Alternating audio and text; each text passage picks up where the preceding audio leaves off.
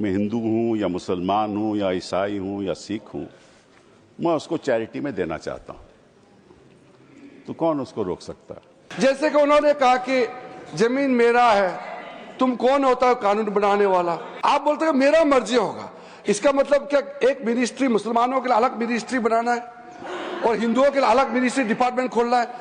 आप कैसे बात करके जा रहे हैं इतना सीनियर होते हुए?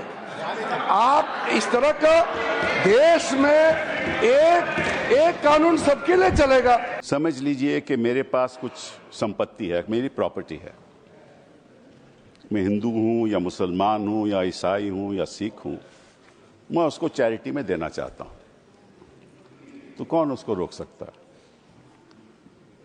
कोई नहीं रोक सकता। और इतिहास में जो ये बात आपके सामने रखना चाहता हूं कि there was a right of non Muslims also to make a waqf, और 1954 में और 1995 में जो प्रावधान लाया गया उसमें यह लिखा गया कि केवल मुसलमानों को वक्फ बना सकते हैं, कोई और नहीं बना सकता, प्रॉपर्टी नहीं दे सकता। और 2013 में जो संशोधन लाया गया, ये जो रोक थी वे खत्म हो गई।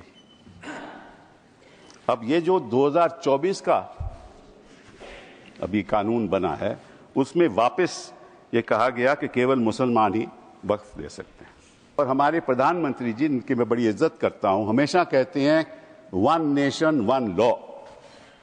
तो अगर वन नेशन वन लॉ होना है तो बताइए भाई साहब कि ये केवल कहना कि मुसलमान ही वक्फ दे सकते हैं, ये किस किस्म का लॉ है? Parliamentary affairs minister.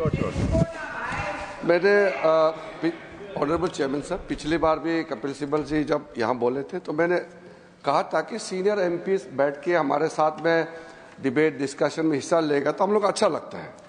लेकिन प्रॉब्लम क्या है कि वो कई बातें बोल करके सीधा चले जाते हैं, क्लैरिफिकेशन नहीं सुनते हैं। उनके बोलने से पहले एक दो लोग बोलते हैं तो वो जरूर सुनते हैं, मगर उसके बाद वो कुछ ऐसा सवाल रख करके चले जाते हैं, फिर वो सुनने के लिए बैठते नहीं। तो रात को जब मैं जवाब दूंगा तो वो तो रहेंगे नहीं। तो इसका ऐसे परिस्थिति में मुझे क्या करना चाहिए सर, आप बताइए, क्योंकि ये तो बड़ा समस्या हो गया सर। कपिल जी एक मिनट, वन सेकेंड सर, जैसे कि उन्होंने बड़ा, क्योंकि उससे सीनियर होने के नाते उसका सूझबूझ समझ, उसका इंटेलेक्ट को तो मैं चैलेंज नहीं कर सकता हूं, लेकिन जैसे कंफ्यूजन बात करके चला गया। उन्होंने 4 स्टेट का रिलीजियस जो लैंड है उसको वक्फ का साथ में कंपेयर करके कंफ्यूजन करके चला गया। वक्फ प्रॉपर्टी रिलीजियस प्रॉपर्टी नहीं होता है, वक्फ प्रॉपर्टी अलग है, वो सिविल है। यहां उन्होंने एग्जाम्पल गलत देख के चला गया। फिर बोलता है कि मेरा जमीन मेरा प्रॉपर्टी है, आप कौन होता है कानून बनाने वाला?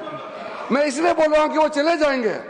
वो सर नहीं, डॉक्टर अभिषेक सिंह भी चले गए हैं। अभिषेक जी तो चले गए, अब मैं क्या करूं, रोक नहीं सकते सर। वापस आएंगे क्योंकि विप है, because of whip he will come वापस सर। तो जैसे कि सर मैं इसलिए बोल रहा हूं चेयरमैन सर, जैसे कि उन्होंने कहा कि जमीन मेरा है, तुम कौन होता है कानून बनाने वाला? तो जब कोई ट्रस्ट बनाता है तो ट्रस्ट को कौन चलाते हैं, उसका निगरानी कौन करता है? Charity commissioner. तो आप बोलेंगे कि मैं हिंदू हूं, मैं हिंदू एक ट्रस्टी हूं, तो चैरिटी कमिश्नर में तुम मुस्लिम नहीं आ सकते हो, क्रिश्चियन नहीं आ सकते? ऐसे हो सकता है कि इस देश में देश कानून से चलता है।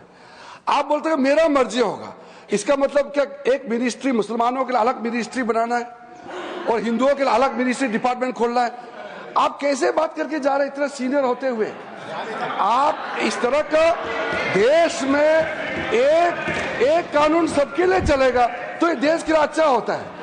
मैं डिटेल में जवाब दे सकता हूं, मगर ये मेरा रिप्लाई का टाइम नहीं है। लेकिन आप चले जाएंगे, इसलिए मैंने कहा कि इस तरह का आप बात रख करके चले जाएंगे, बाद में आप रिप्लाई नहीं सुनेंगे, फिर अधूरा हो जाएगा, इसलिए मैं ये कह रहा हूं।